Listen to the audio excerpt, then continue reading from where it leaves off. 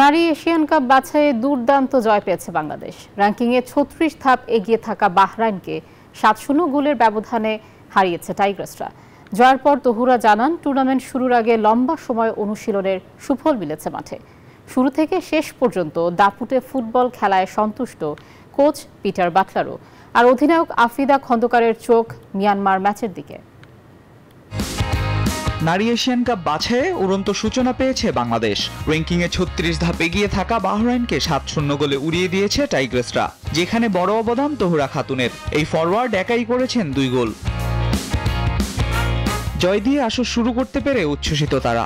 এই টুর্নামেন্ট শুরুর আগে দল যেভাবে অনুশীলন করেছিল তা মাঠের ফুটবলে দিতে পেরেছে বলে মনে করেন এই ফরওয়ার্ড। লম্বা সময় ক্যাম্পে থেকে অনুশীলন করায় পারফরম্যান্সে তার ছাপ পড়েছে।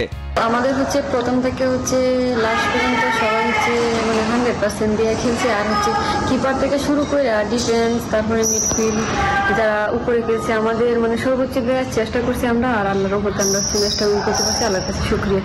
শুরু থেকে শেষ পর্যন্ত দাপুটে ফুটবল খেলে বাহরাইনকে উড়িয়ে দেয় মেয়েদের প্রশংসায় ভাসালেন পিটার বাটলার। এই জয়ে স্বাগতিক মিয়ানমারের বিপক্ষে ম্যাচ নিয়েও দারুণ আশাবাদী তিনি। বান্ডেল থাকলে প্রতি সেনমানিতে টাকা বাঁচবে। বিকাশ সেনমানি বান্ডেল কিনে জিতুন প্রতি লেনদেনে। And played some great football, some really entertaining football, which was a real positive. And I know at times people have criticised us for not scoring goals, but I always know goals are going to come, especially in this team when you've got pace such as Tahora, Shamshana, Ritu, Monica, then you've got that, and Maria tonight I thought was outstanding as well. বড় জয়ে দারুণ খুশি অধিনায়ক আফিদা খন্দকার। প্রথমবারের মতো বাছাই পর্বের বাধা পেরোতে গোল ব্যবধান গুরুত্বপূর্ণ হয়ে উঠতে পারে, সেটা জানা আছে তারও। প্রথম ম্যাচ আমাদের টার্গেট ছিল জেতা, আমরা জিতছি। আমাদের গোল ব্যবধান বাড়ানোর কথা ছিল, আমরা সেটাই চেষ্টা করেছি। এখন আমাদের টার্গেট পরবর্তী ম্যাচ মিয়ানমার নিয়ে।